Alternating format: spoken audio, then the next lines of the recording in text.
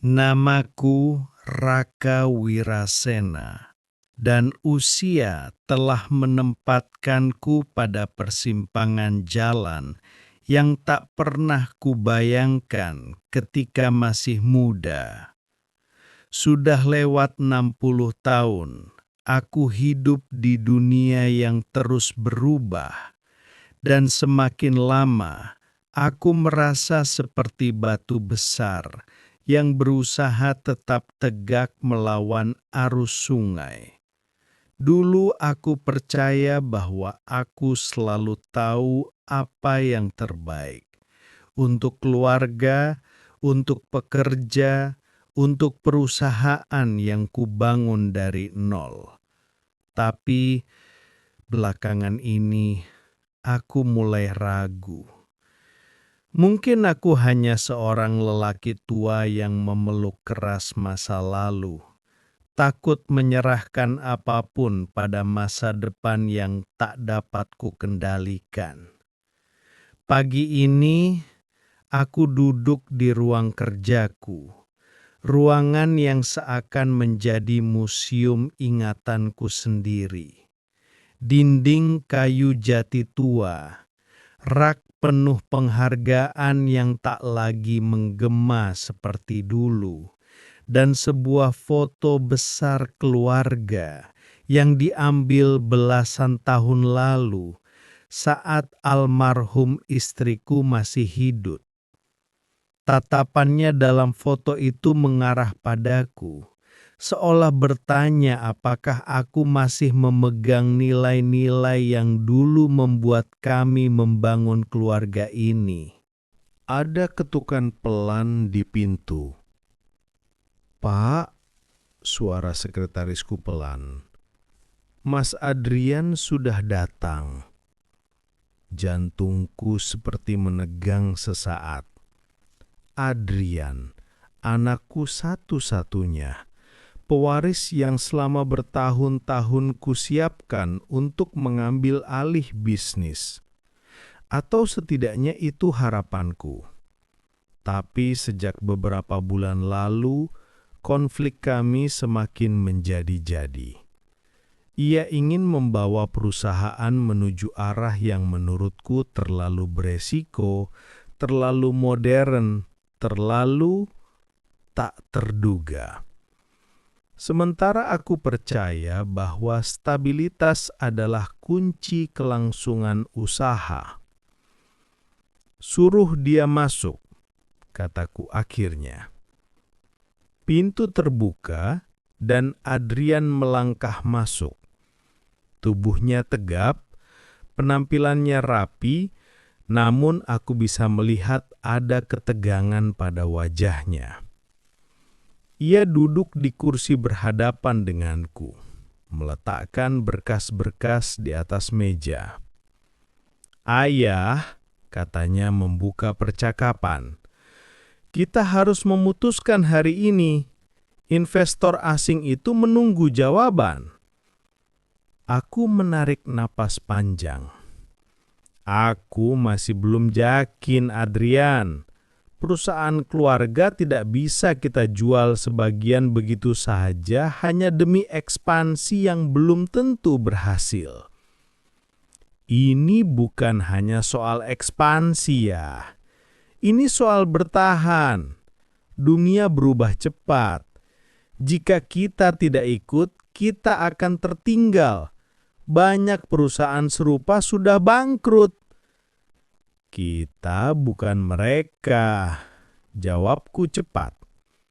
"Perusahaan ini sudah berdiri hampir 40 tahun, melewati krisis moneter, pandemi, persaingan, dan kita baik-baik saja." "Ya dulu, tapi sekarang berbeda." Sekilas, aku melihat sorot mata istriku dalam dirinya. Tegas, penuh tekad. Tapi entah mengapa hari ini rasanya seperti melihat orang asing. Sejak ia kembali dari studi bisnis di luar negeri beberapa tahun lalu, cara pandangnya banyak berubah. Ia lebih berani mengambil risiko, lebih percaya pada teknologi, pada investasi besar, pada strategi global.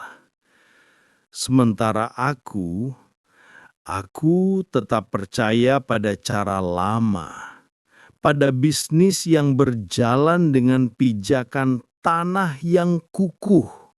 Ayah, katanya lebih lembut.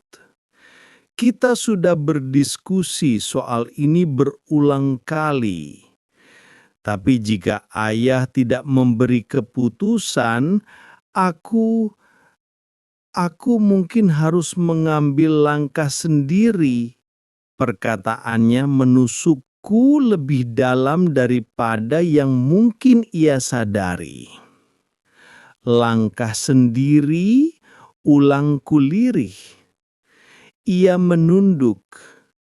Aku tidak ingin bertentangan dengan ayah, tapi aku juga tidak bisa hanya diam melihat perusahaan yang sudah kita bangun bersama Mama perlahan stagnan. Aku ingin marah, ingin berteriak bahwa ia tidak paham apa-apa, bahwa ia terlalu terburu-buru. Namun tiba-tiba aku sadar, bukan hanya perusahaan yang sedang terancam. Hubungan kami juga berada di ujung tanduk. Dan selama ini, mungkin akulah yang memperparah jurangnya. Di kepala, suara istriku bergema. Raka, jangan terlalu keras pada anak kita.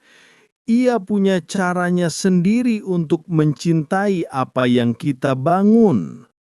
Aku memejamkan mata sejenak.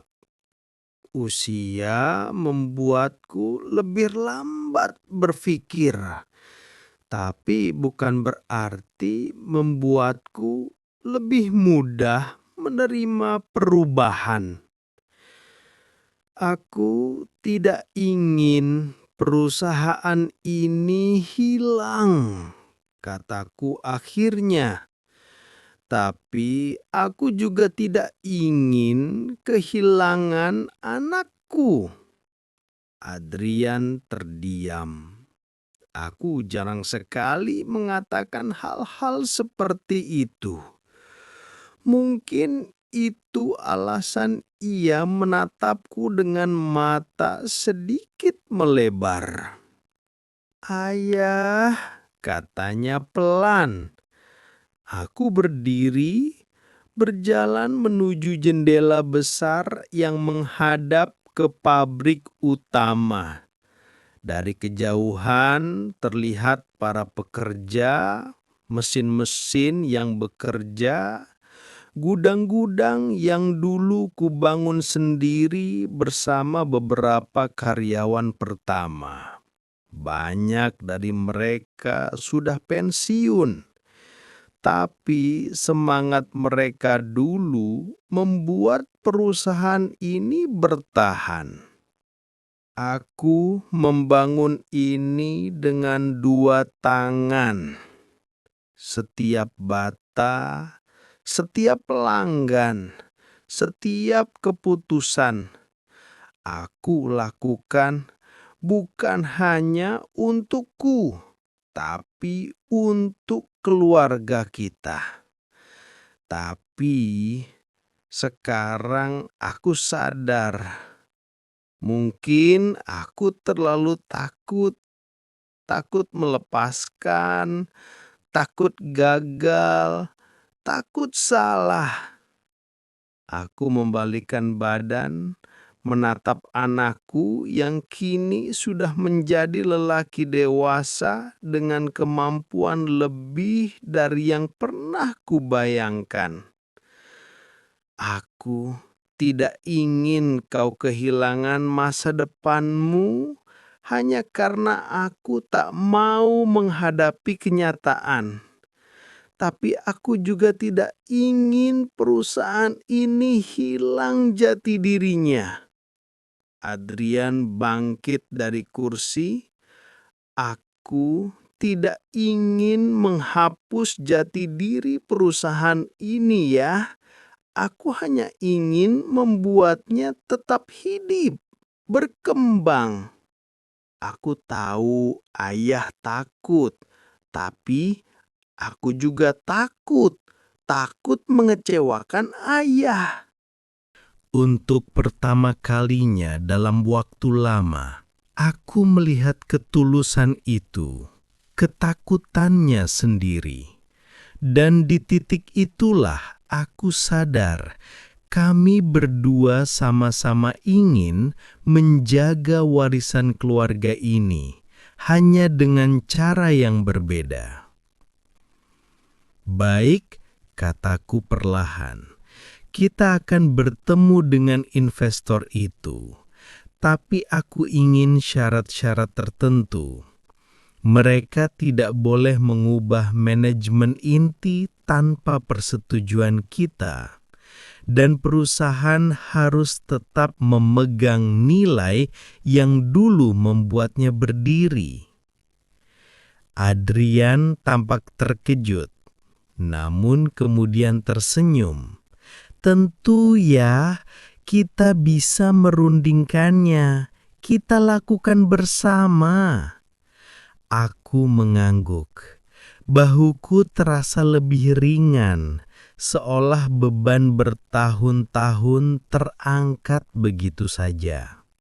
Mungkin inilah yang disebut kedewasaan sesungguhnya.